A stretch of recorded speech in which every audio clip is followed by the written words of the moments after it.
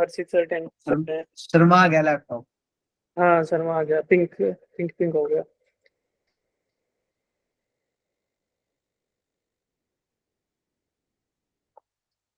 तो share screen, अच्छा घर से अब आ जाएगा। तो भाई चलो,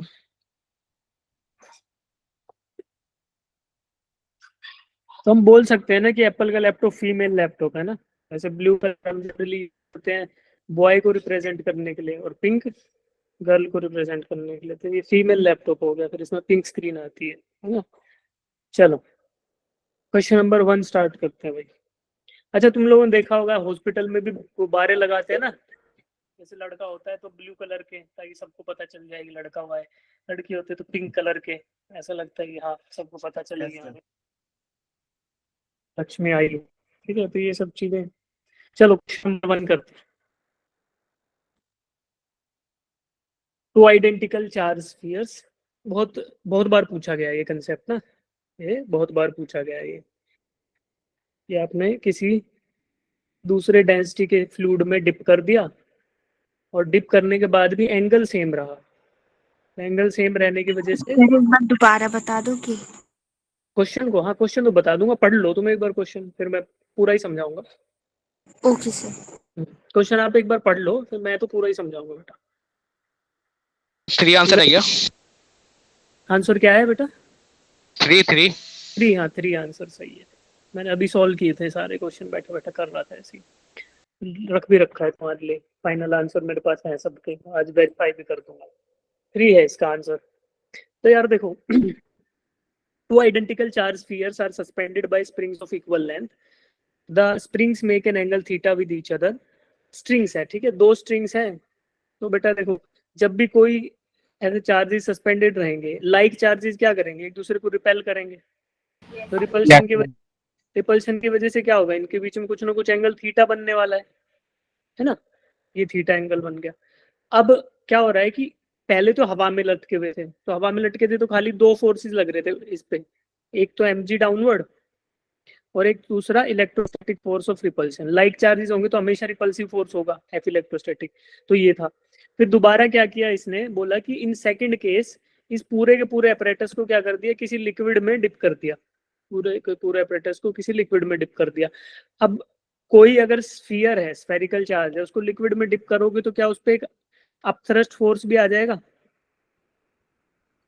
अपथ्रस्ट फोर्स भी आ जाएगा, बुओयंट फोर्स बोलते हैं जिसको, अपथ्रस्ट फोर्स बोलते हैं। एक गुब्बारे को पानी में डुबोगे तो वो ऊपर आएगा ना। तो ऐसा ही है कि डेंसिटी डिफरेंस की वजह से जो फोर्स आएगा उसको क्या बोलते हैं, अपथ्रस्ट फोर्स या फिर बुओयंट फोर्स। तो तीसरा फोर्स भी आ गया। अब ये तीसरा फोर्स आने की वजह से देखो, ये थर्ड फोर्स आया तो क्या ये थीटा को बढ़ाने की कोशिश करेगा, घटाने की कोशिश करेगा, बताओ। तो बढ़ाने बढ़ाएगा। बढ़ाएगा थीटा को बढ़ाएगा, यानी इसकी चोंच को ऐसे खोलेगा बाहर की तरफ। लेकिन क्या बोला क्वेश्चन ने कि ये चोंच उतनी की उतनी रहेगी, यानी थीटा रहेगा कांस्टेंट। तो फिर क्या होना चाहिए, क्या mg चेंज हो सकता है बेटा? नहीं, नो सर। क्योंकि mg तो हमारे पे डिपेंड कर रहा है, मास इज यूनिवर्सल क्वांटिटी, और g हमारा अर्थ पे ही रखा हुआ है, तो g तो लोकल ग्रेविटेशनल एक्सेलरेशन है, उसके बारे में कुछ दिया नहीं। तो mg तो कांस्टेंट रहेगा पूरे की पूरी दुनिया में, पूरे के पूरे क्वेश्चन के थ्रू आउट। और अब चेंज होने की गुंजाइश किस में है, इलेक्ट्रोस्टैटिक फोर्स ऑफ रिपल्शन में। अगर जितना ये अपथ्रस्ट फोर्स इसको खोलने की कोशिश करे बाहर की तरफ, तो उतना ही कम फोर्स इलेक्ट्रोस्टैटिक लगे, इलेक्ट्रोस्टैटिक फोर्स का मैग्नीट्यूड कम हो जाए। तो फिर कुछ ऐसा हो सकता है ना कि थीटा उतना का उतना रह जाए, है ना। तो अब फिर इलेक्ट्रोस्टैटिक फोर्स ऑफ पल्सन कम कैसे होगा, अगर हम डाइलेक्ट्रिक, इसका इसका जो डाइलेक्ट्रिक कांस्टेंट है ना, एप्सिलॉन आर, यानी रिलेटिव परमेबिलिटी, तो इसको डाइलेक्ट्रिक कांस्टेंट की वैल्यू अगर हम निकाल लें, मतलब ये 1 से ज्यादा होना चाहिए, बेसिकली 1 से ज्यादा होगा तो फोर्स ऑफ रिपल्शन घट जाएगा, है ना। तो हमें यही एप्सिलॉन आर निकालना है, ठीक है बच्चे। तो अब देखो, इसको क्वेश्चन तो बड़ा भयानक सा है समझने में, लेकिन इसको अब देखो करने का बहुत बेहद आसान तरीका है। अब वो क्वेश्चन, वो तरीका क्या है, देखो अच्छे, मैं क्या करूंगा, टेंजेंट थीटा लूंगा। टेंजेंट थीटा क्या आएगा मेरा, देखो इसी लाइन को आगे एक्सटेंड करते हैं अपन, ब्लू कलर, ये जो येलो कलर की लाइन है ना, इसी को आगे एक्सटेंड करते हैं। तो यहाँ से टेंजेंट जो थीटा आएगा मेरा, tan theta will be equal,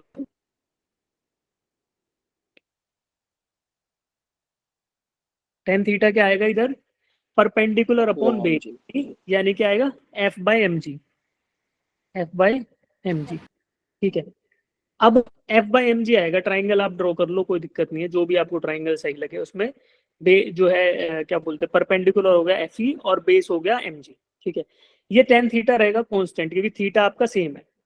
अब एक एक चीज होगी कि ग्रेविटेशनल इफेक्टिव जो ग्रेविटी है, इफेक्टिव ग्रेविटी वो घट जाएगी, क्योंकि इफेक्टिव ग्रेविटी क्यों घट जाएगी, क्योंकि एक तो जी एक्सेलरेशन ड्यू टू ग्रेविटी नीचे, एम जी फोर्स नीचे लग रहा है, और अब थ्रस्ट फोर्स ऊपर लग रहा है। तो एक टर्म होता है जी इफेक्टिव, उसको हम यूज करते हैं इन केसेस जहाँ पे आपको डेंसिटीज दे रखी हो, ठीक है। और दूसरा है फोर्स ऑफ रिपल्शन, तो ये भी घट जाएगा, तो दोनों घटेंगे तो tan थीटा सेम रहेगा। अब देखो इसको लिखने का तरीका क्या है, दूसरी इक्वेशन लिखेंगे, tangent theta will also be equal to F dash electrostatic upon M into G effective. G effective क्या होगा, this is the effective acceleration due to gravity, जो फील करेगा ये स्फेरिकल चार्ज दोनों फोर्सेस के इफेक्ट में, एक तो ग्रेविटेशन और दूसरा अपथ्रस्ट, है ना।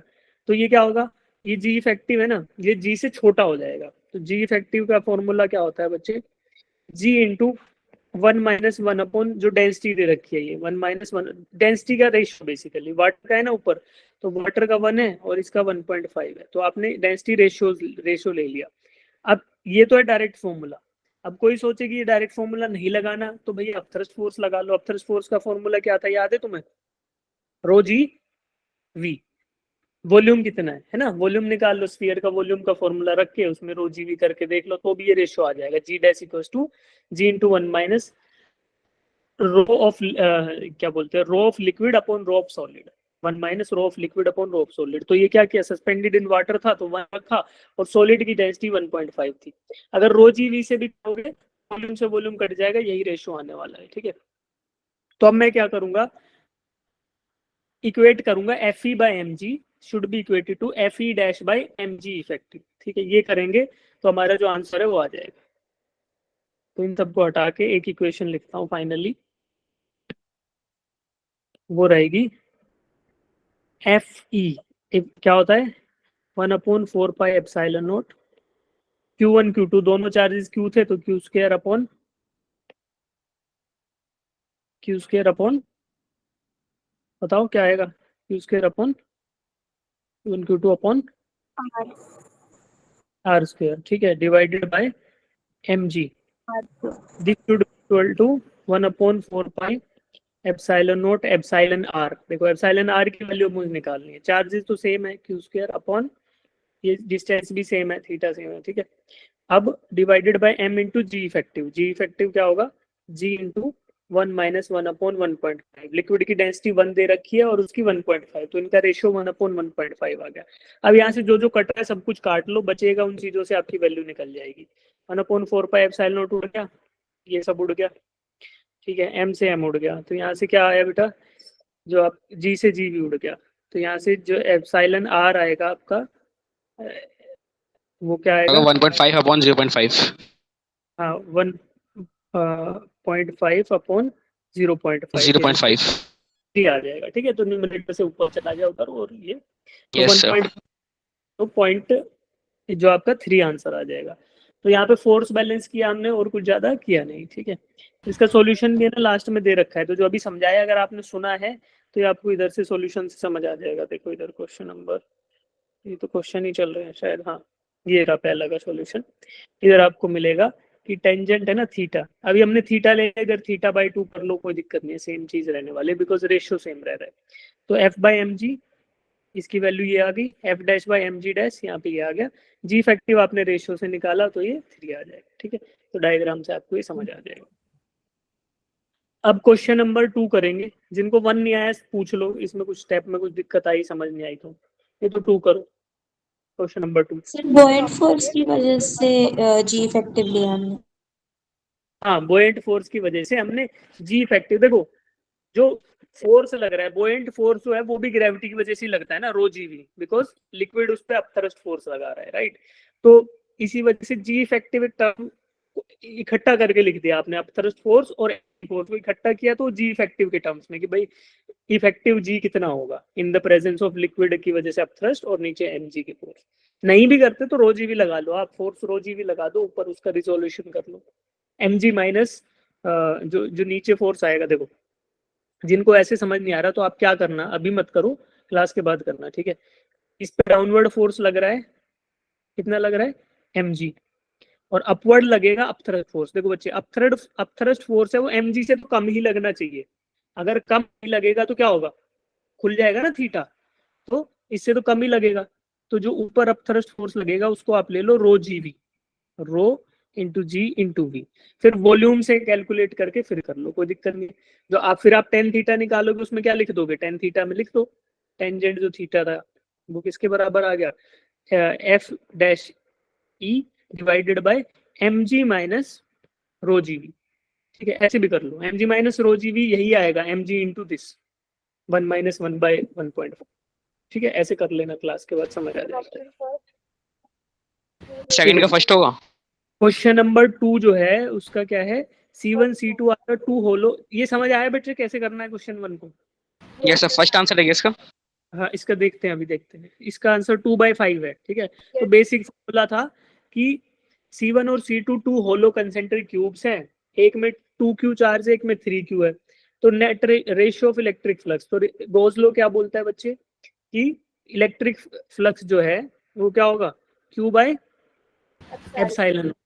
तो टोटल चार्ज एनक्लोज्ड बाय, देखो इसको करते टाइम वीडियो देख लेना, मैं मिटा देता हूँ यहाँ पे, जगह कम है तो आप वीडियो से कर लेना अगर डाउट रहे तो, ठीक है। तो अब देखो C1 C2, अब अंदर वाले क्यूब में कितना चार्ज है बच्चे, 2Q, और बाहर वाले के अंदर कितना है, ये अंदर वाला 2Q भी और 3Q भी। तो अंदर वाले का फ्लक्स हो गया 2Q/एप्सिलॉन और बाहर वाले का कितना हो गया 5Q/एप्सिलॉन। तो 2Q/एप्सिलॉन डिवाइडेड बाय 5Q/एप्सिलॉन कितना आ गया, 2/5, ठीक है। ऑप्शन ए आसान था ये तो।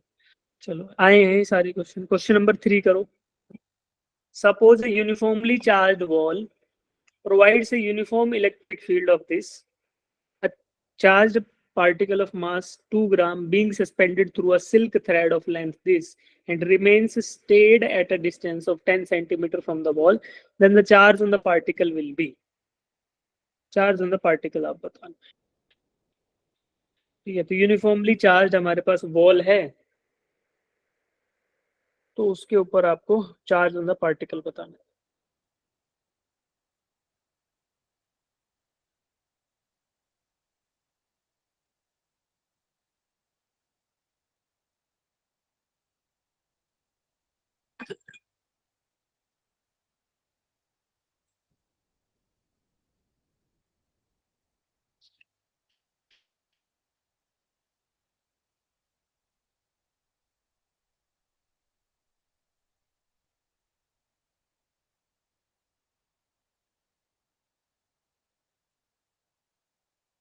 एक बार आप इसका डायग्राम बता सकते हो? हाँ, इस क्वेश्चन में इशू यही आता है, मैं इसलिए वेट कर रहा था कि कोई तो पूछेगा, ठीक है। ये वॉल है बच्चे, ये थ्रेड है, क्या हो रखा है, सिल्क थ्रेड बोला ना, सिल्क थ्रेड से एक क्या बंधा हुआ है, चार्ज पार्टिकल। अभी चार्ज पार्टिकल सिल्क थ्रेड की लेंथ दे दी 20 सेंटीमीटर, और ये दीवार से कितनी दूर पे है, रिपल्सिव फोर्स की वजह से 10 सेंटीमीटर दूरी पे रुका हुआ, ठीक है। अब तुम्हें पता चलेगा कि दो फोर्स काम कर रहे हैं, तो एमजी और दूसरा इलेक्ट्रोस्टैटिक फोर्स है ना, एमजी फोर्स लग रहा है नीचे और दूसरा इलेक्ट्रोस्टैटिक फोर्स लग रहा है रिपल्सिव एफ इलेक्ट्रोस्टैटिक, ये दो फोर्स लग रहे हैं। अब आपको कैलकुलेट करना है, इधर थीटा मान लो तुम, तो आपको क्या कैलकुलेट करना है बेटा, you have to calculate charge particle. Okay sir. करो। Uniformly charge wall provides a uniform electric field, तो यूनिफॉर्म इलेक्ट्रिक फील्ड में रखा हुआ पार्टिकल पे कितना फोर्स लगता है, Q इंटू ई के बराबर, इलेक्ट्रोस्टैटिक फोर्स क्यू ई आ गया, right. M G yes sir. आपको पता, मास पार्टिकल दे रखा है, जी आपको दे रखा है, राइट। तो अब आपको क्या बताना है, चार्ज ऑन द पार्टिकल बताना है। अच्छा 2 मिनट निकालते हैं। निकालो निकालो, करो। इसमें ज्योमेट्री का कंसेप्ट यूज कर लो, सीधा सीधा थोड़ा हिंट बता रहा हूँ कि ट्राइंगल आपको ऊपर दिख रहा है, ऐसे ही ट्राइंगल नीचे बना के रेशियोज मिल जाएंगे आपको, ठीक है, रेशियो मिल जाएगी, Fe/mg का रेशियो मिल सकता है ऊपर वाले ट्राइंगल से, जो 20-10 का ट्राइंगल है ना उससे, बट उसमें थर्ड साइड निकालनी पड़ेगी। देखो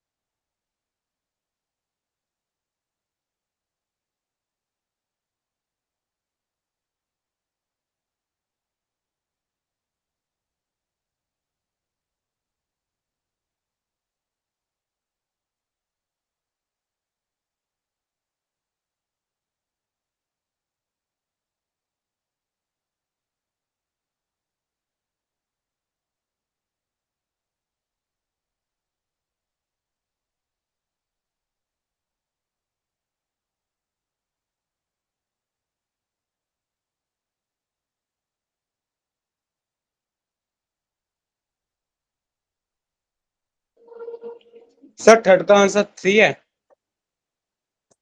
थर्ड का आंसर 3, थर्ड का आंसर 3 है भाई, बिल्कुल सही है, थर्ड का आंसर 3। ठीक है, जो कर रहे हो करते रहो, थोड़ा थोड़ा मैं भी करता हूँ। इसका थर्ड साइड क्या आएगा बच्चे, 10√3 आएगा,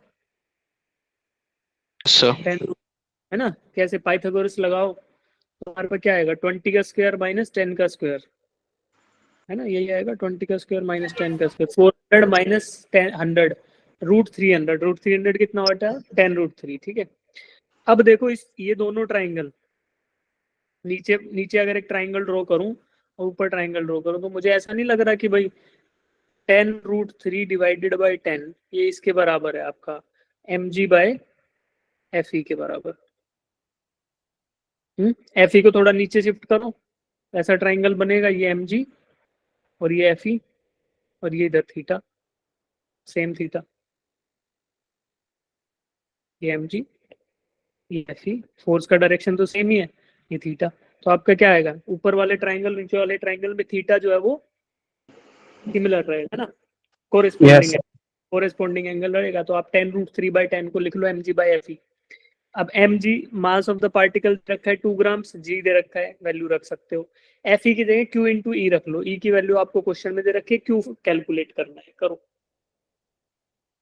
ठीक है, तो यहाँ से आप 10 से 10 को उड़ा लो, √3 आ गया, √3 into q into E is equal to m into g. ठीक है, अब आपको q खाली कैलकुलेट करना है, q क्या आ जाएगा, q will be equal to mg/√3e, value रख दो बस उसमें,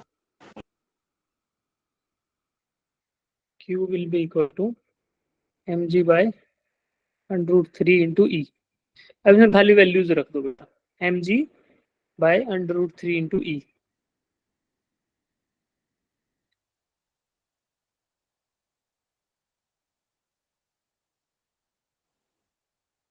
mg/e की वैल्यू देखो क्या, 10 टू द पावर -6 ही आ रही है शायद, यस सर अभी तो 10 √3 रूट यस सर आ रहा है, और mg/e की वैल्यू 10 टू द पावर -6 आ रही होगी, तो ये आपका ना फिर x की वैल्यू 3 आ गई। यस सर ये करके देख लो, फिर जिनका हो गया वो क्वेश्चन नंबर 4 स्टार्ट कर सकते हो, 4 भी दिया हुआ है, क्वेश्चन 4 कर सकते हो।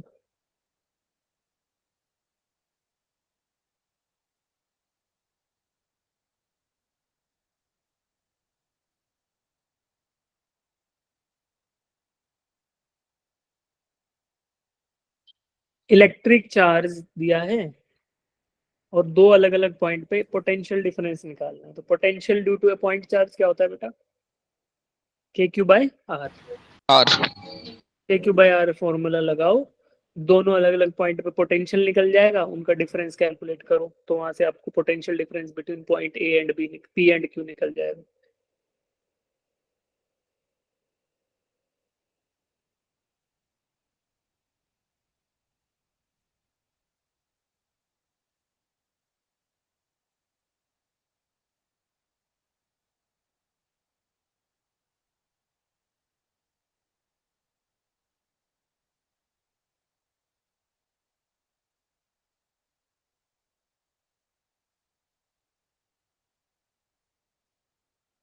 गुरमन्नत सही आंसर।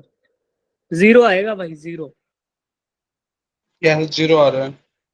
खाली डिस्टेंस पे डिपेंड करनी है वैल्यू। देखो चार्ज तो सेम ही है, सेम चार्ज से कैलकुलेट कर रहे हो, के की वैल्यू सेम रहने वाली है, केवल आर पे डिपेंड कर रहा है, के क्यू बाई आर ना, जिसका अगर दोनों का आर भी बराबर आ जाए ओरिजिन से तो इसका मतलब क्या हुआ, सेम पोटेंशियल रहेगा।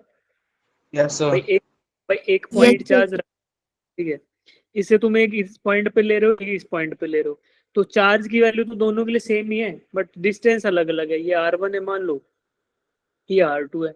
अगर R1 और R2 भी दोनों बराबर आ जाए पॉइंट चार्ज के लिए, तो फिर potential at point P and Q बराबर ही हो गए। तो अब आप देखो R की वैल्यू यस निकालो, sir. R1 R of P निकाल रहा हूँ, तो क्या आ रहा है, पॉइंट P ओरिजिन से कितना दूर है, √3 - 0 का स्क्वायर प्लस √3 - 0 का स्क्वायर। तो ये क्या आएगा बच्चे, √3 का स्क्वायर कितना, 3, तो √6 आ गया, ठीक है। और यहाँ पे देख रहे हो RQ, तो RQ क्या है, RQ भी √6 ही है भाई, खाली x के टर्म्स में दूरी है, y के टर्म्स में है ही नहीं, तो मतलब क्या √6 ही आ रहा है। तो RP एंड RQ दोनों बराबर आ गए, इसका मतलब potential at point P is equal to 0. Potential, तो डेल्टा P क्या, डेल्टा V क्या आ गया, 0 आ गया, ठीक है। के क्यू बाई आर फॉर्मूला हमने लगाया, V इज इक्वल टू के क्यू बाई आर। ये तो आसान था। चलिए अब अगला क्वेश्चन देखते हैं, क्वेश्चन नंबर 5। ये मस्त सवाल है, क्वेश्चन नंबर 5 मजा आएगा करने में, करो दिमाग लगाओ। अभी तुम्हें टाइम दे रहा हूँ मैं, 3-4 मिनट का, 3 मिनट का टाइम लो, आराम से करो। उसके बाद और टाइम चाहिएगा तो और भी मिल जाएगा, बस करो, इसका डायग्राम ड्रॉ करके प्रेशर निकालो, टेंशन इन द रिंग निकालो।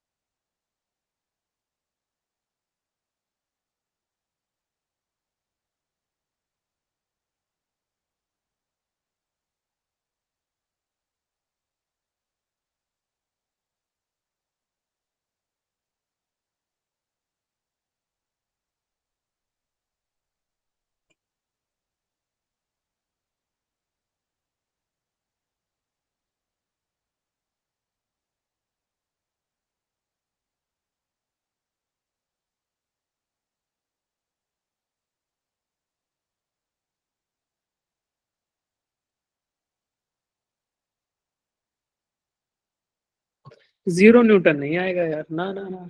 क्यों आएगा 0 न्यूटन भाई, डायग्राम ड्रॉ करो। A thin metallic wire having a cross sectional area of this meter square is used to make a ring of radius this.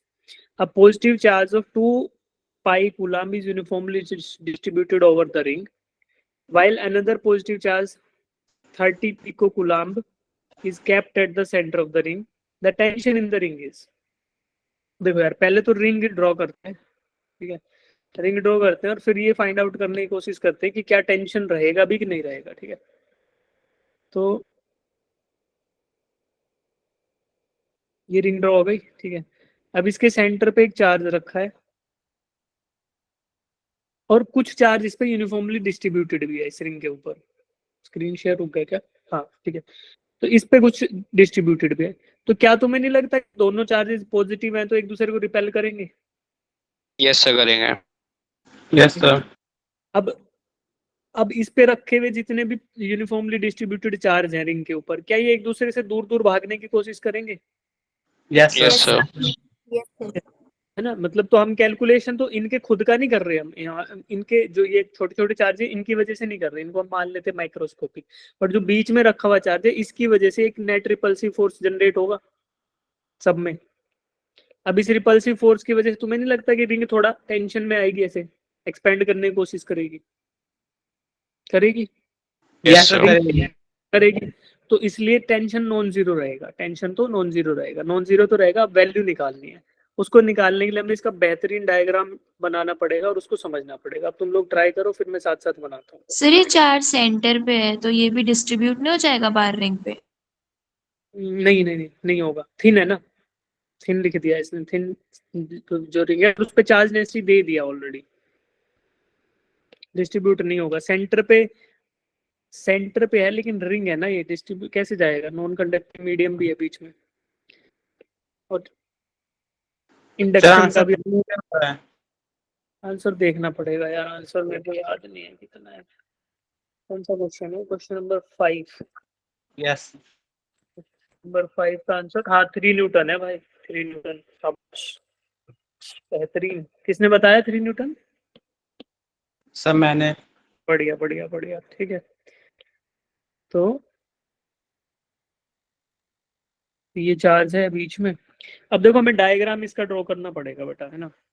तो diagram draw करने के लिए पहले तो हम ना कुछ एज्यूम कर लेते हैं, मान लेते हैं कि यार इसका ना कुछ एक एलिमेंट के ऊपर हम निकालने जा रहे हैं, ठीक है। एक थीटा एंगल है, D theta, basically elemental angle D theta, ठीक है। इसकी वजह से जितना भी चार्ज रहेगा उसी के लिए हम कैलकुलेट करेंगे पहले, फिर इसको पूरा का पूरा इंटीग्रेट कर देंगे तो हमें मिल जाएगा टोटल, है ना। अब तुम देखो टेंशन का जो डायरेक्शन रहेगा वो ऐसा रहेगा,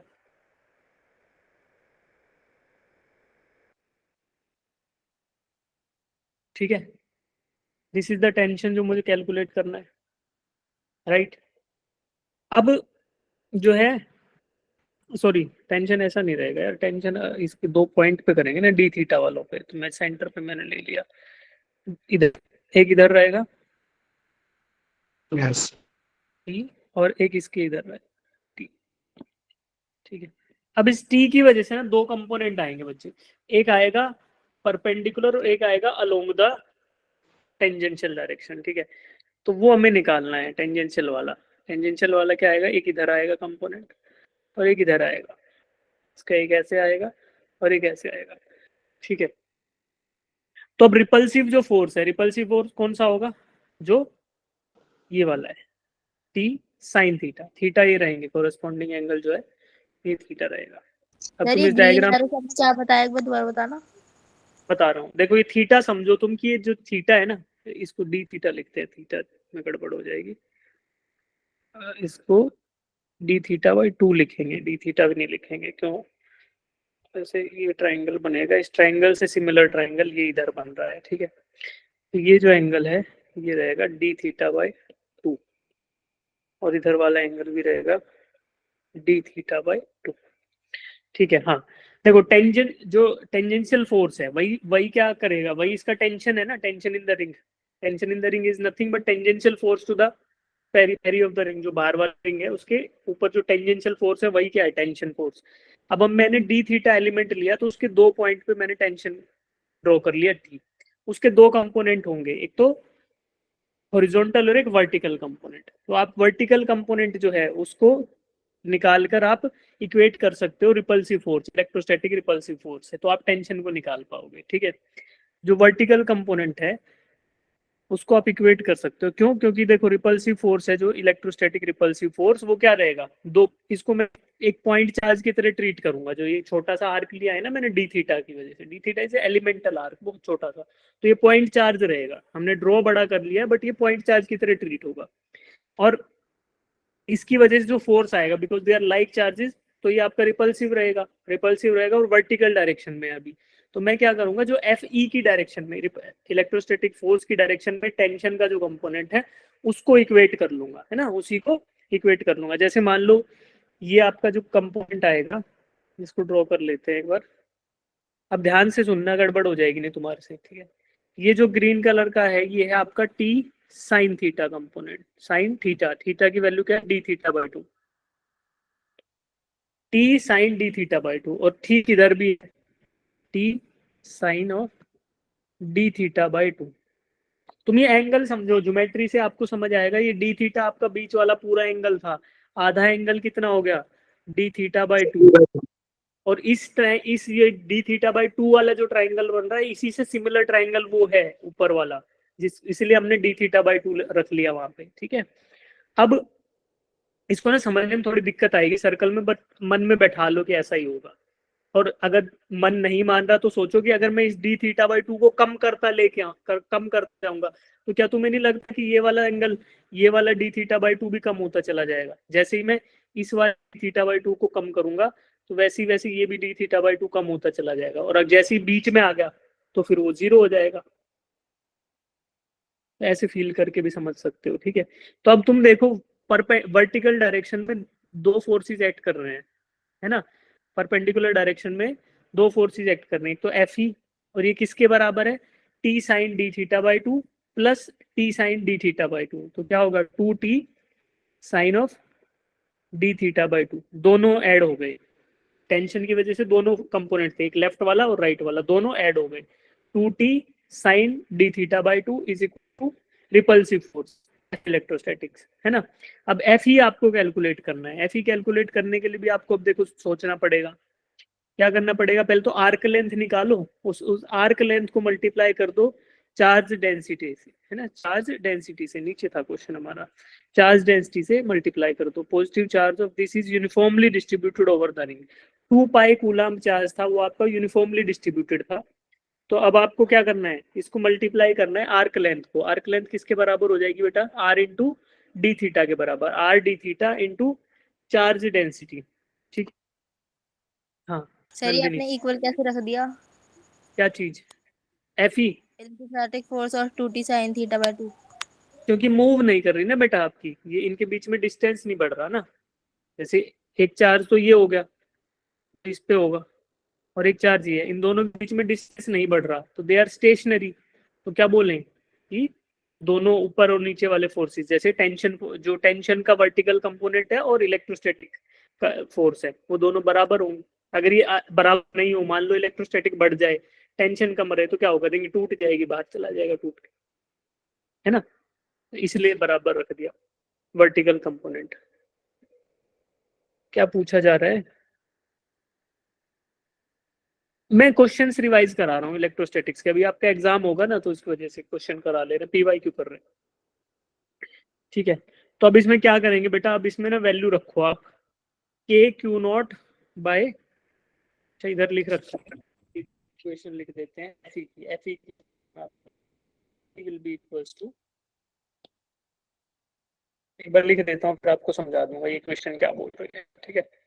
F V is equal to K Q1 Q2 upon R square होता है ना। Q1 आपका सेंट्रल वाला charge, Q2 upon R square, R is the radius of the ring, और Q2 क्या है, जो आर्क पे चार्ज है ना, जो मैंने बोला था कि डिस्ट्रीब्यूटेड है, तो उसको मैं क्या बोल सकता हूँ, lambda R into D theta, lambda R into D theta. R D theta क्या है, R D theta is the blue colour की आर्क का लेंथ, ये ठीक है। और लेमडा क्या है, charge density, lambda is the charge density. तो K Q1 Q2 upon R का फॉर्मूला कन्वर्ट होके क्या हो गया, के Q1 जो सेंटर का चार्ज है, जो आपको Q नोट लिख दिया, R is the distance between these two charges, जो कि आपका रेडियस ऑफ द रिंग है, और ये लेमडा आर डी थीटा क्या है, लेमडा आर डी थीटा इस वाला, ये वाला चार्ज, ये इस वाली आर्क पे जो चार्ज है, इस आर्क का लेंथ है आर इंटू डी थीटा, और इंटू लेमडा कर दिया तो आपने चार्ज डेंसिटी मिल गया, ठीक है। अब बाकी सारी चीजें आपको क्वेश्चन में दे रखी हैं, आप सब्सटीट्यूट करोगे तो आपको वैल्यू मिलने वाली है, ठीक है। सब्सटीट्यूशन करो, अब वैल्यूज आपको मिल जाएंगी। Radius of the ring is given as 30 centimetre, positive charge 2 pi coulomb, 2 pi coulomb is distributed over 2 pi R, 2 pi R पे 2 पाई कूलम डिस्ट्रीब्यूटेड है, तो लैम्डा की वैल्यू क्या आ जाएगी, lambda will be is equal to total charge divided by circumference of the ring, तो वो क्या आ गया, 2 pi into 2 pi 1 by r आ गया लैम्डा, ठीक है। तो वैल्यू रख दो आप, और फिर इसको कैलकुलेट करो क्वेश्चन को। तो कैलकुलेट करने के बाद ना डी थीटा दोनों साइड से कट जाएगा सीधा सीधा, sine D theta and D theta can be cancelled out, क्योंकि आपने मैथ में पढ़ा होगा for smaller values of theta D theta and sine theta are approximately equal. ठीक है, तो D theta by 2 can be equal to sine of D theta by 2। तो इसको सॉल्व करो, एफ ई इधर से उठाओ बच्चे और इसको इससे इक्वेट करो और फिर काटो जो चीजें कट रही।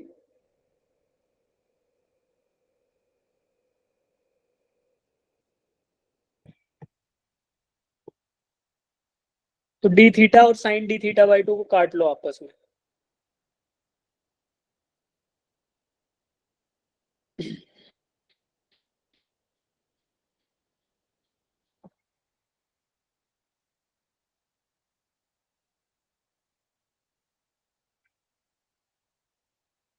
लैम्डा की वैल्यू रख दो 1/r,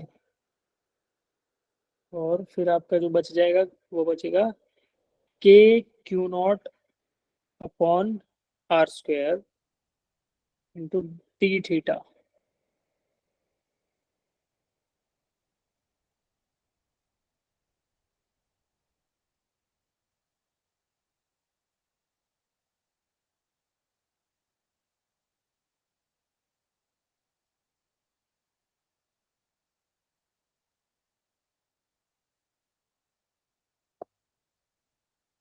तो आगे कैलकुलेशन में लिख रहा हूँ, तुम भी करते रहो।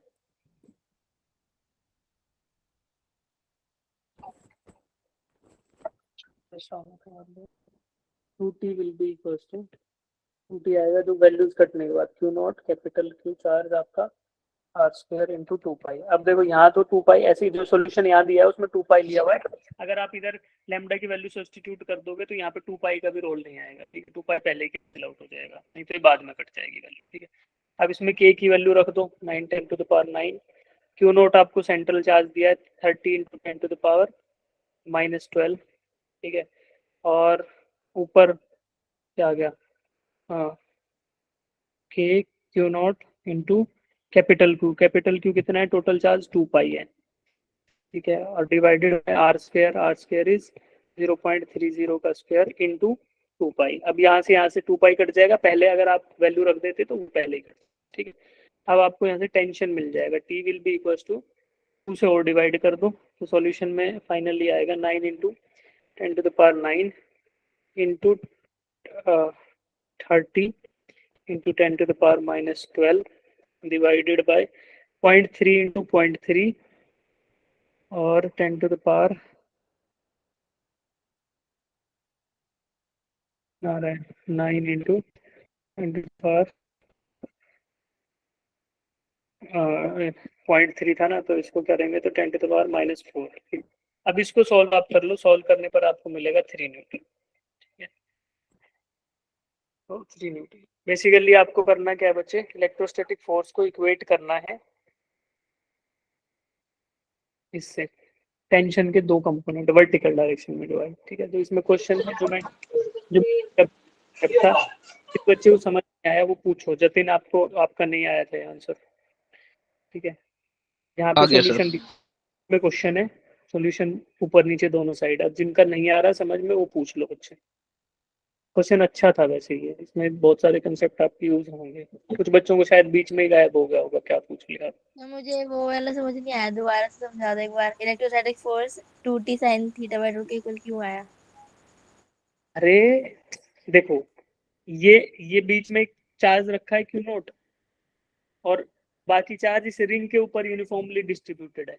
तो क्या होगा, ये एक दूसरे को रिपेल करेंगे चार्जेस, और रिपल्शन का जो फोर्स है वो रिंग को एक्सपेंड तो कर नहीं रहा, रिंग मूव तो कर नहीं रही। तो क्या होगा, जो फोर्स ऑफ रिपल्शन है वो होल्ड कैसे हो रहा है, उसको काउंटरैक्ट करने के लिए टेंशन इन द रिंग है। ठीक है, तो टेंशन इन द रिंग के 2, टेंजेंशियल डायरेक्शन में टेंजेंशियल टू द रिंग, और दूसरा बनेगा वर्टिकल टू द रिंग। तो वर्टिकल टू द रिंग जो आ रहा है वो T sine theta by 2 component है दोनों साइड, और ये एफ ई के बराबर है, ताकि आपका जो ये बीच वाला मास है ना, बीच में जो मास है ब्लू कलर का, ये मूव ना करे। आगे सर, तो इसके वर्टिकल जो फोर्सेज है वो दोनों बराबर है। आगे से समझ। ठीक है? असिस्टेंट रीजन है दूसरा क्वेश्चन, ये करो। Work done by electric field on moving A positive charge on an equipotential surface is always zero.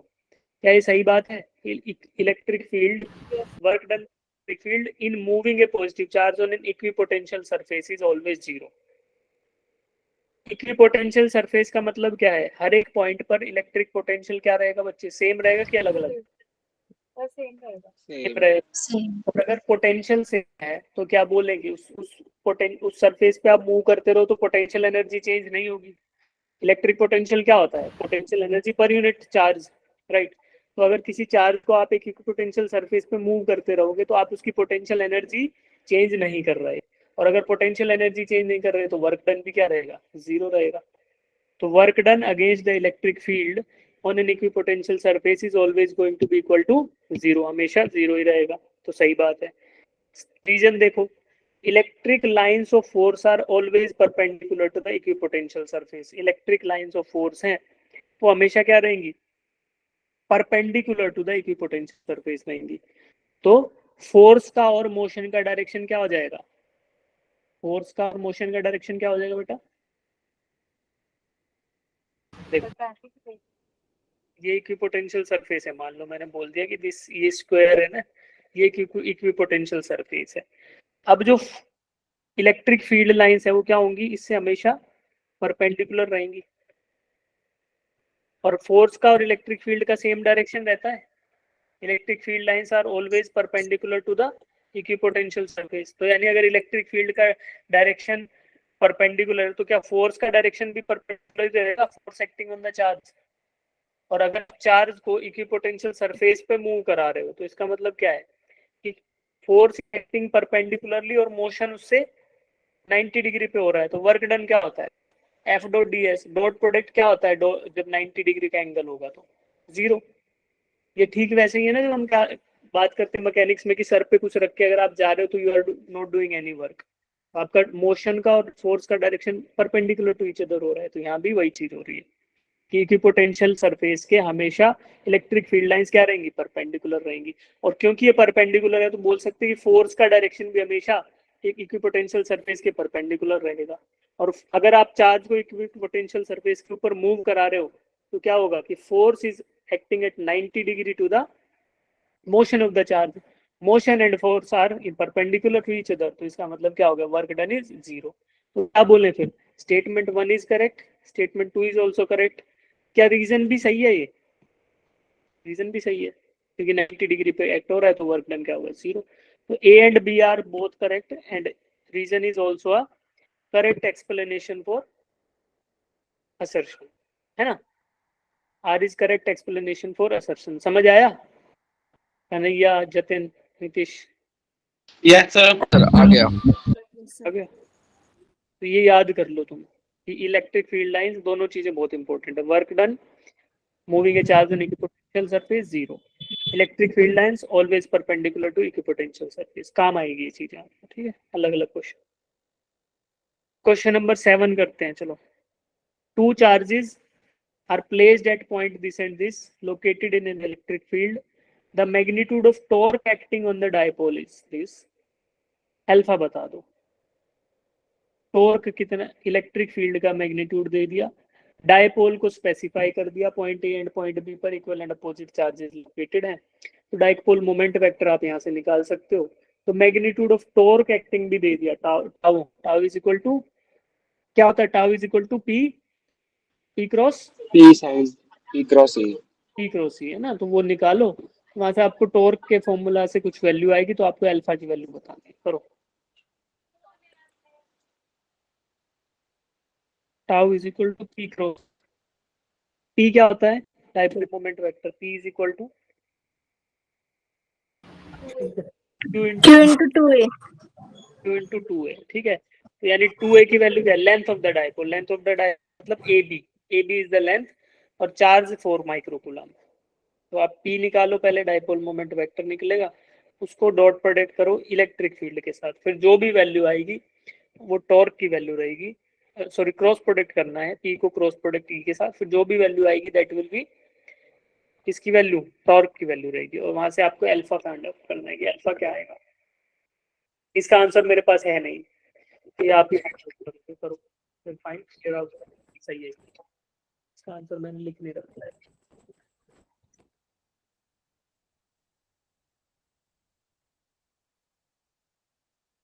P cross ई, तो पी का आंसर तो मुझे पता है, बट टाउ का आंसर, फाइनल आंसर नहीं पता, तो आप ही बताओगे या फिर हम कैलकुलेट कर लेंगे।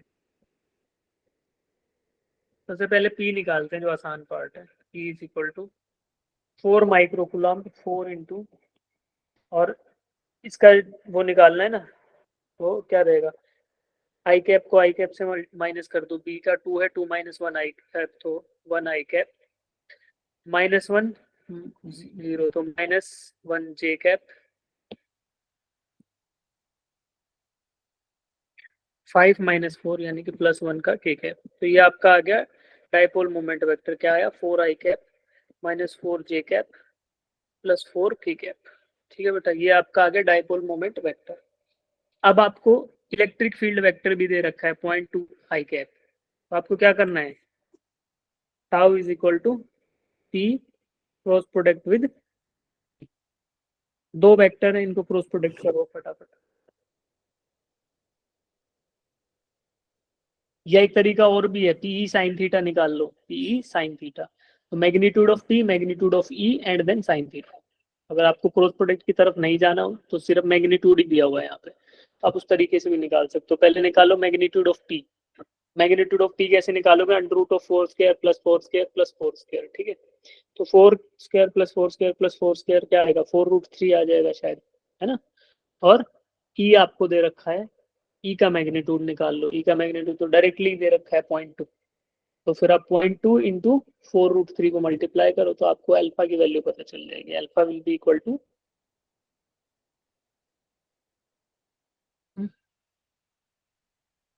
देखो क्या होगा, ये ऐसा होगा ना, ई का मैग्नीट्यूड,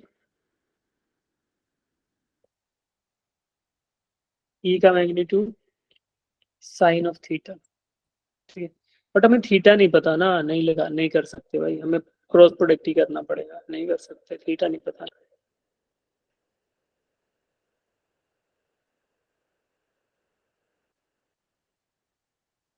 करो फिर क्रॉस प्रोडक्ट करो इसका।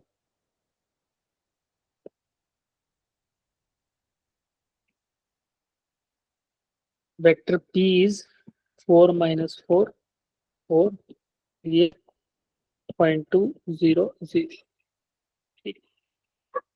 अब करो,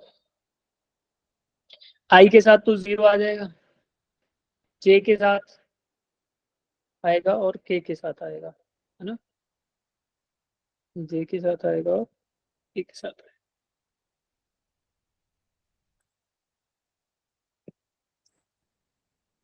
तो आई के साथ जब मैं जैसे ही लूंगा तो दोनों वैल्यूज 0 आ जाएंगे, तो आई को लेने की जरूरत नहीं है। जे के साथ लेते हैं, ये जे के साथ आएगा, तो माइनस जे कैप इंटू 4 0 0 माइनस 0.8, ये आ गया, प्लस के कैप के साथ क्या करेंगे, 4 0 होगा, और ये माइनस ऑफ माइनस आएगा, तो ये 0.8, तो ये आपका आ गया, ठीक है। अब इस वेक्टर का आपको मैग्नीट्यूड निकालना है, मैग्नीट्यूड निकालेंगे तो क्या करें अपन,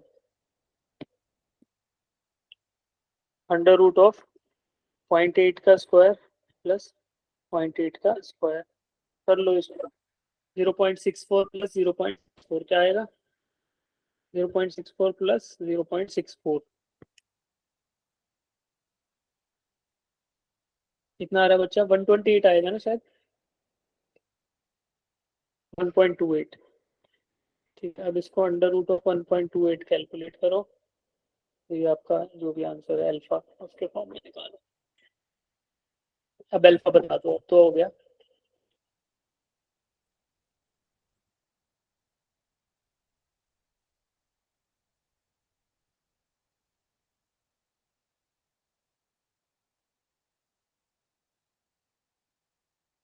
या फिर इसको 8 दे रखा है, तो 8 बाहर भी ला सकते थे हम लोग ना, तो 8 अगर कॉमन लेंगे तो हमारा 8 बाहर आ जाएगा, 8 of under root 0.1 square plus 0.1 square, 0.01 0.01, 8 under root 0.02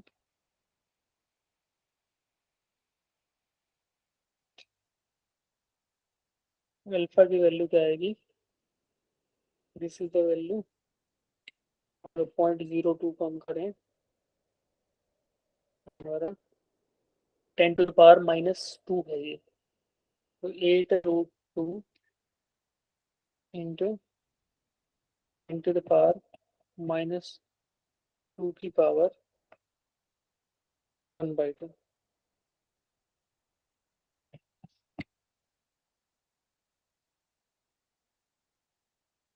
है ना। तो ये क्या आ गया?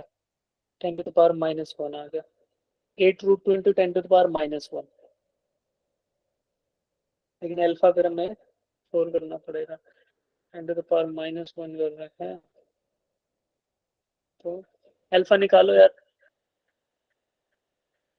10 टू द पावर -1 की बजाय अब इसके अंदर और हमें -5 की तरफ ले जाना पड़ेगा इसको। 8 रूट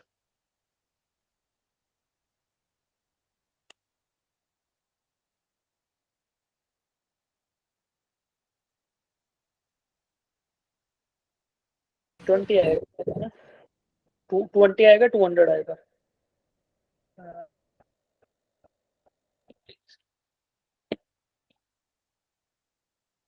अल्फा क्या आ रहा है?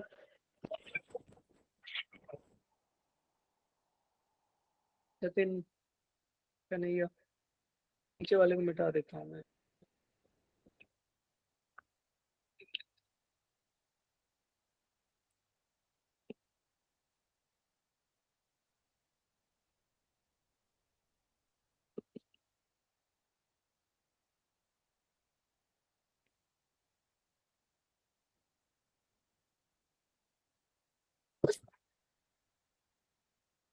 सर अल्फा की वैल्यू 2 आ रही है।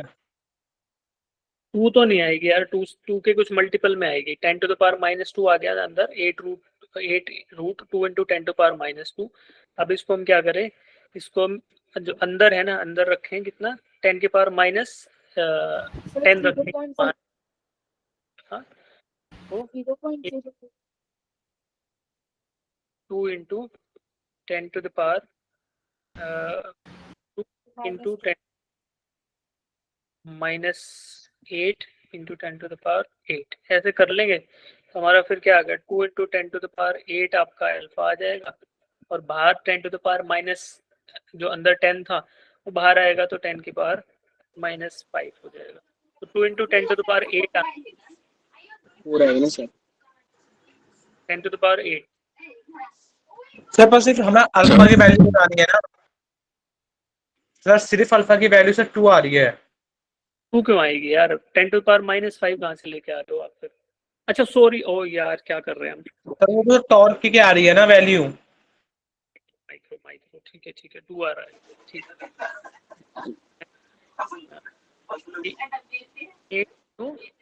8√2 इंटू 10 टू द पावर -1 हम आया, ठीक, और -6 ही पहले से था, तो अल्फा 2 ही आएगा, 2 आ रहा है। इस तरह इसमें जो माइक्रो 4 माइक्रो कूलम, तो यहाँ पे माइक्रो कूलम, यहाँ पे माइक्रो मिस कर, तो अल्फा 2 आएगा। Yes sir. तो ये होगा। अच्छा ये भी हमारे इसमें तो इसमें अगर माइक्रो कंसीडर करेंगे तो 10 की पावर -7 नहीं हो जाएगा यहाँ पे? इधर से सेंटीमीटर है, तो ये आपका आ गया E is equal to 20 volt per metre, 20 volt per metre. अब वैल्यू पुट करो, 2 आ जाएगा, ठीक है, अल्फा 2 ही आएगा, सही है, क्योंकि इतना अनइवन वैल्यू नहीं आता। तो आपका E जो है वोल्ट पर मीटर में डालो, और P जो था वो माइक्रो कूलम मीटर में डालोगे, तो फिर अब आपका आ जाएगा आंसर जो है अल्फा इज इक्वल टू 2। ठीक है, काफी टाइम लग गया इस पर, आप कर लेना, वैल्यू की डेसिमल का फर्क है, हो जाएगा, ठीक है।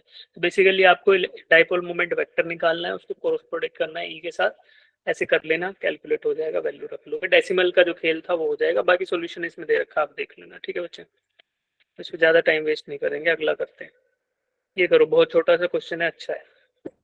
The electric potential at the surface of an atomic nucleus of radius this is. तो इलेक्ट्रिक पोटेंशियल बताओ सरफेस ऑफ एटॉमिक न्यूक्लियस के ऊपर। इसका Z जो दिया है एटॉमिक नंबर 50 दे दिया है।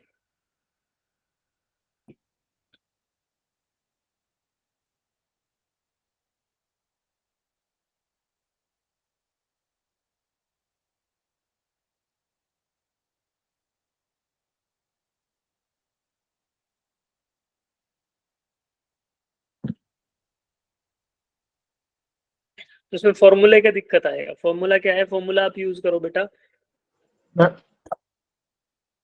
पोटेंशियल का formula due to point charge. आप पॉइंट मान लो इसको कि there are 50 number of charges इकट्ठा है कहीं पे, ठीक है, और उसकी वजह से किसी r डिस्टेंस पे आपको पोटेंशियल निकालना है। तो v इज इक्वल टू के क्यू अपॉन आर का फॉर्मूला ये यूज होता है, ठीक है। इसको यूज करके आप मेरे को v की वैल्यू बताओ r डिस्टेंस पे। तो यहाँ से k तो आपको पता होता है ना, सर 8 इंटू में 10 की पावर 6 वोल्ट। 8 आएगा इसका, 8 into 10 to the power 6 volts. तो k की value 9 into 10 to the power 9 रखो, q की वैल्यू रखो 50 है, और सिंगल चार्ज पर कितना कितना होता है 1.6 10 टू द पावर -19 आपको दे रखा है 9 इंटू 10 टू द पावर -13 दूर पर निकालना है। अब यहाँ से कैलकुलेट करोगे तो आपको 9 से 9 उड़ जाएगा और 10 टू द पावर ये सेट हो जाएगा। 50 से 1.6 मल्टीप्लाई होगा तो 8 आएगा, 8 और 10 की पावर 19 -13 कट जाएगा, 6 ऊपर और 6 और 9 -6 और 9 +3 और ये 50 का एक आएगा। और यार ये आ रहा है कि नहीं आ रहा? 10 की पावर 6 आ रहा है कि नहीं आ रहा? सेंटीमीटर को मीटर में बदलना। सेंटीमीटर हाँ मीटर में कन्वर्ट करना, 4 ठीक है। 10 टू द पावर -2 हो आएगा। Yes sir. इधर 10 टू द पावर -2 कितना था ये कितना है सेंटीमीटर ना, तो मीटर में करेंगे तो -2 हो रहेगा, ऊपर जाएगा अब हो जाएगा 10 की पावर 6 तो वोल्ट्स। ठीक है, 8 इंटू 10 की पावर 6 वोल्ट्स, ठीक है। अब हो जाएगा ये आंसर आपका 8। अब ये क्वेश्चन बहुत आसान है, क्वेश्चन नंबर 9 कर लो। Question number 9, two charges 5q minus 2q are situated at points this and this respectively. The electric flux through a surface through a sphere of radius 4a. दो charge sir second option कितना? दो 5 charges cube epsilon not. Option 2 आएगा sir. 5q by epsilon. तो देखो इसको geometry से कर लोगे यार। 4a का स्फीयर है तो ओरिजिन पर सिचुएटेड है, इसका मतलब क्या होगा कि जो स्फीयर है वो किधर तक जाएगा? अरे ओवल बन गया। स्फीयर है वो किधर तक जाएगा बेटा? इधर 4 तक, इधर 4 तक, ठीक है। माइनस में प्लस में कोऑर्डिनेट दे रखे हैं आपको 3a बोले तो इधर पॉजिटिव में एक इधर चार्ज है और एक -5 एक इधर है बाहर है इससे। तो 5q चार्ज अंदर है और -2q चार्ज बाहर है। तो टोटल चार्ज एनक्लोज कितना हो गया? 5q divided by epsilon not. तो आपको देखा गया, ठीक है। चलिए ये थ्योरेटिकल क्वेश्चन है, इसमें बताओ करो कोज लॉ फॉर इलेक्ट्रिसिटी कौन सा है? Gauss law for electricity E dot dA is equal to Q by epsilon naught. Okay. Gauss law for magnetism कौन सा है? आइडेंटिफाई करो। E dot Gauss law for magnetism E dot dA is equal to 0। ये goes law for magnetism हो गया, ठीक है। उसके बाद फैराडेज लॉ कौन सा है बच्चे? Faraday's law E dot DI is equal to delta phi by delta T. Delta phi by delta T, ठीक है। और ये जो फर्स्ट वाला है कौन सा है? एम्पेयर। कैसे हो जाएगा? वैसे अगर सारे नहीं भी पता हो तो ऑप्शन से एक्सक्लूड कर सकते हो आप। जैसे आपको ये पता था ना कि डी का कौन सा है? डी का आपका है 1, तो डी का 1 देखो, डी के 1 कुछ हो रहा है क्या? ये कट गया, ये कट गया, हाँ सॉरी डी का 4, सॉरी डी नहीं भाई, सी का अपना, सी का 1, सी के 1 से कटा, ऑप्शन ए कट गया, ऑप्शन बी नहीं कटा, ऑप्शन ई। अब आपको 2 और 3 में डिसाइड करना है, तो 2 और 3 में फिर देख लो। अगर आपको डी पता है, जैसे मान लो डी पता था हमें कि यार डी कौन सा है, होल्स लॉ फॉर मैग्नेटिज्म है, B dot D is equal to 0, ठीक है। तो हमें पता था कि ये डी का फिर कौन सा हो रहा है, डी का 2 हो रहा है, तो डी का 2 जैसे ही होगा तो फिर हमारा ये भी कैंसिल आउट हो जाएगा, ऑप्शन सी सही आ जाएगा फिर, ठीक है। तो 2 पता थे तब भी हो जाएगा। चलो क्वेश्चन नंबर 11 करते हैं। An electron moving under the influence of electric field uniformly charged infinite plane sheet having surface charge density this. The electron at t equals to 0 is at a distance of 1 meter from S and has a speed of 1 meter per second. The maximum value of sigma if the electron strikes S at t equals to 1 second. भाई इसको पढ़ो, question को, इस question को आप पढ़ो, पहले समझो फिर मैं समझाऊंगा क्या बोल रहा है।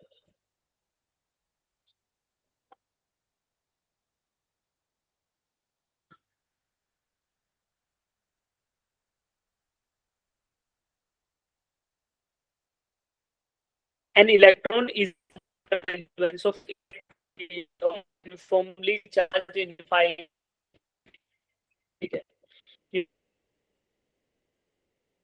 इन्फ्लुएंस में एक इलेक्ट्रॉन मूव कर रहा है, ठीक है। An electron is moving having a surface charge density, sheet पर surface charge density plus sigma दे दी है। Electron at T equals to 0 is at a distance of 1 metre, T 0 पर इलेक्ट्रॉन 1 मीटर दूर है and has a speed of 1 metre per second. The maximum value of sigma if electron strikes the sheet at T equals to 1 second, T equals to 1 second में अगर electron strike कर लेता है तो sigma की maximum value बताओ, ठीक है। अब अच्छा, maximum value of sigma if the electron strikes, ठीक है, is alpha is equal to this, the value of alpha is sigma, आपको जो है सरफेस चार्ज डेंसिटी की मैक्सिमम वैल्यू आपको दी गई है। अब इसमें अल्फा की वैल्यू आपको बतानी है, ठीक है। तो अब देखो बच्चे, uniformly charge infinite plane sheet की वजह से कोई इलेक्ट्रिक फील्ड होगा, उस इलेक्ट्रिक फील्ड के अंदर चार्ज आएगा तो क्या होगा, एक्सेलरेट होगा, फोर्स लगेगा, एक्सेलरेट होगा, ठीक है। अब देखो electric field due to infinitely charge sheet कितना होता है, सिग्मा अपॉन 2 सिग्मा हाँ। By 2 epsilon. 2 एप्सिलॉन। अब इसमें कोई चार्ज आ जाएगा तो लगेगा Q into E, Q into E के बराबर। अब इलेक्ट्रॉन पे चार्ज कितना होता है, माइनस ई चार्ज हो गया, ठीक है। ये फोर्स लगा, किस पर लगा, इलेक्ट्रॉन पे। क्या मैं इसको लिख दूं mass of the electron into acceleration, F is equal to m। तो यहाँ से मुझे एक्सेलरेशन ऑफ द इलेक्ट्रॉन मिल जाएगा minus E sigma by 2m into epsilon naught. जब ये इलेक्ट्रॉन इस uniformly charge infinite plane sheet के पास आएगा तो यहाँ पे जो एक्सेलरेशन मिलेगा वो क्या है, minus E sigma by 2 epsilon naught. सही बात है ये। सर फोर्स तो Q into E होता है, बट ये तो sigma by 2 epsilon naught electric field है। हाँ तो Q आपका माइनस था ना, source into E, F is equal to Q, तो आपका E ये हो गया, चार्ज ये हो गया, ठीक है। इसको माइनस इलेक्ट्रॉन है ना बेटा, minus 1.6 into 10 to the power minus 60। Okay sir, okay. अब ये एक्सेलरेशन आ गया, ठीक है। अब देखो क्या होगा बेटा, ये एक्सेलरेशन आपको मिल गया। अब मुझे क्या करना है, मैकेनिक्स का काम बच गया। इलेक्ट्रॉन पे फोर्स मुझे पता चल गया, अब उसको कुछ डिस्टेंस कवर करना है, उसकी एक इनिशियल वेलोसिटी थी, कुछ टाइम में उसको कुछ डिस्टेंस कवर करना है, ठीक है। सिंपल सा कंसेप्ट बच गया ये। चलिए इनिशियल बात करते हैं। At T equals to 0 initial velocity कितनी है बच्चे इसकी, u इज इक्वल टू कितना दे रखा है, 1 मीटर पर सेकंड दे रखी पर सेकंड एट स्पीड ऑफ 1, ठीक है। u इज इक्वल 1 मीटर पर सेकंड दे रखा है, ठीक है। अच्छा, टाइम टेकन टू स्ट्राइक, कितने समय में स्ट्राइक करता है शीट पे जाके, यूनिफॉर्म चार्ज शीट पे, t इक्वल्स टू 1 सेकंड में, सेकंड के बाद स्ट्राइक कर जाएगा, ठीक है। उसके बाद हमें क्या पता है, उसके बाद हमें ये पता है Distance. डिस्टेंस कवर्ड, कितना डिस्टेंस कवर्ड कर रहा है, एस इज इक्वल टू कितनी दूरी पे था, 1 मीटर पे। ठीक है, मैं लगा दूं S equal to U T plus half A T square, S equal to U T plus half A T square, ये फॉर्मूला लगा दूं। Yes, sir. Sir, ये speed तो uniform मुझे नहीं क्या है. क्या स्पीड Uniform नहीं है. यूनिफॉर्म क्यों रहेगी बच्चे, एक्सेलरेट करेगा ना, फोर्स लगेगा तो एक्सेलरेट करेगा। इनिशियल स्पीड 1 मीटर पर सेकंड थी, फिर चार्ज पर फोर्स लगेगा तो एक्सेलरेट करेगा, एक्सेलरेट करके डिस्टेंस कवर करेगा। कितने बच्चे हो गए यार मेरे यहाँ पे, पहले कोई भी नहीं था। तो मेरे को मेरी आवाज सुनाई नहीं दे रही इतने हैं कि एस इक्वल्स टू 1 मीटर।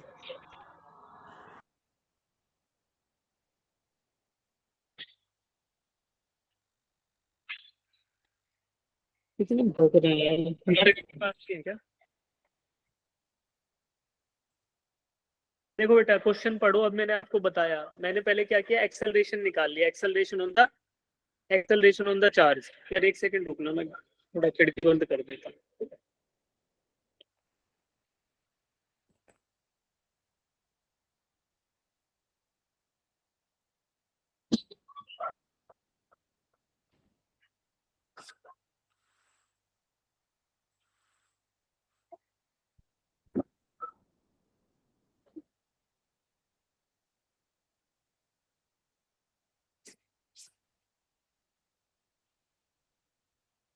हाँ, आपको एक्सेलरेशन मिल गया, एक इलेक्ट्रिक फील्ड लग रहा था due to infinitely charge sheet, किसी चार्ज पर आपको एक्सेलरेशन पता चल गया।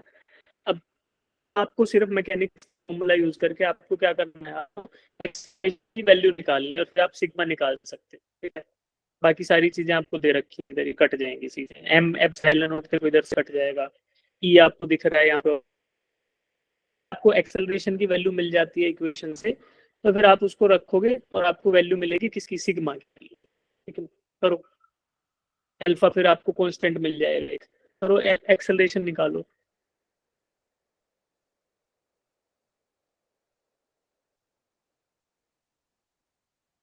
मैं क्या कर रहा हूँ, डिस्टेंस कवर्ड कितना है, distance covered is 1 metre, 1 is equal to S equal to U, U is 1 into time is 1। ठीक है, U T into plus half 80 plus half into 80 square,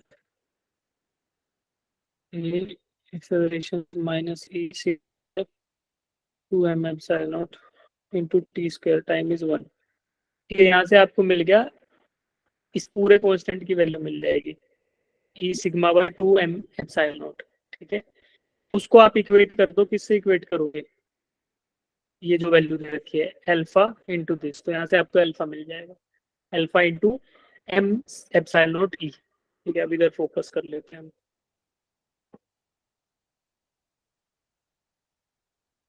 one is equal to 1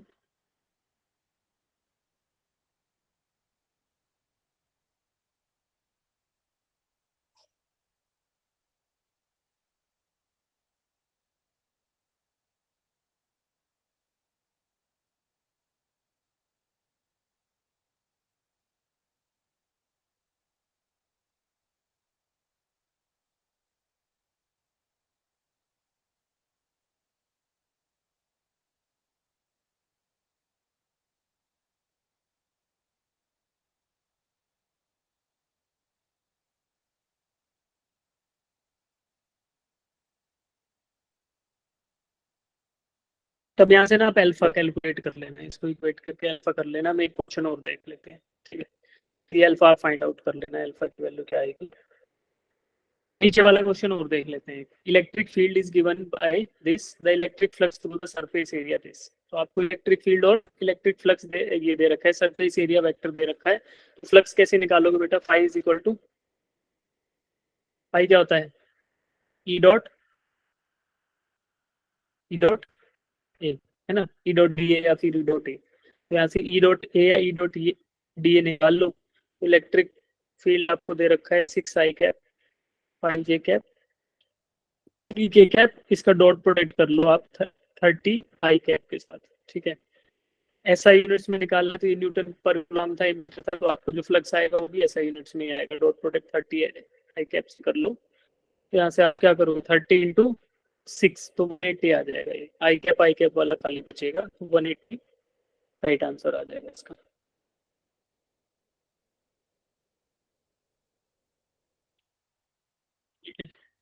बाकी कुछ क्वेश्चन बच गए, ये वाला, ये बताओ, electrostatic potential due to an electric dipole at a radius r varies as.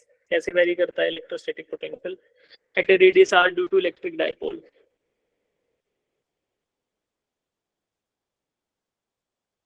बताओ electrostatic potential. Am I audible guys? Hello, Yes.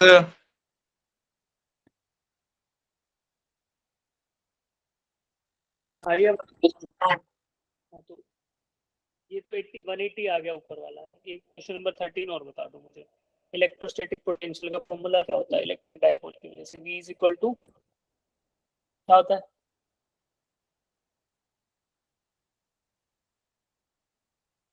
K E KQ by cos R. Theta upon R square. Formula याद है? KP cos theta upon R square. इसमें एक special case लेते तो नीचे R cube आ जाता है। याद आया कुछ? मैंने पढ़ाया था यार।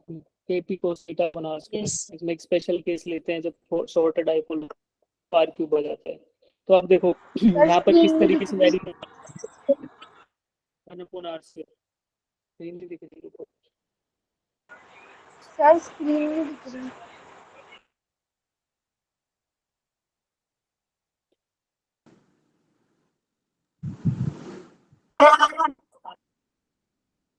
लास्ट क्वेश्चन छोड़ देंगे। सर आपकी स्क्रीन नहीं दिख रही।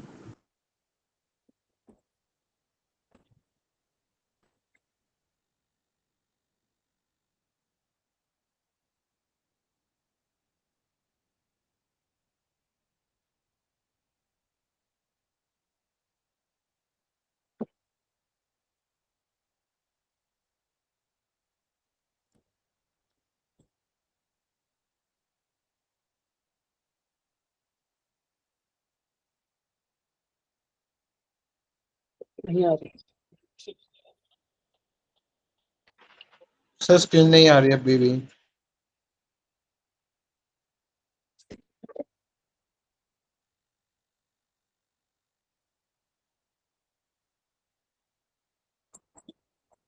ठीक है यार, बेटा कुछ तो आ गया है इसमें।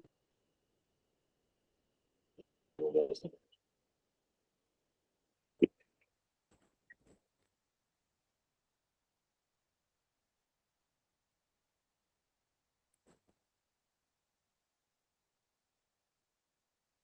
चलो कर लेना, अभी नहीं होगा। क्वेश्चन नंबर 30 है, potential due to an electric dipole आपको पूछा गया है। तो किसके हिसाब से वेरी करता है? फॉर्मूला होता है K P cos theta upon R square. तो 1 अपॉन आर स्क्वायर के हिसाब से वेरी करता है। ठीक है, अब बचेंगे 5 और बचेंगे, वो आप लोग कर लेना बेटा। ये क्वेश्चन तो एग्जैक्टली सिमिलर जो हमने फर्स्ट क्वेश्चन किया था, और बाकी थोड़ा थोड़ा सा वेरिएशन है, तो कोई दिक्कत आएगी नहीं आपको आगे वाले चलिए क्वेश्चन। PDF सेंड कर देना सर। दो क्वेश्चन, सर दो क्वेश्चन है, PDF उनमें शेयर दिक्कत कर है तो देना। डाउट सॉल्विंग ग्रुप पे आप भेज देना, मैं करा दूंगा आपको वहाँ पे। ठीक है, अब जो है अगली क्लास में मिलेंगे आपसे, हर्षित सर पढ़ाएंगे आपको। ठीक है, तब तक के लिए बाय, मिलते हैं। Bye sir, thank you sir. Hi, sir. हाँ मैं शेयर कर दूँ।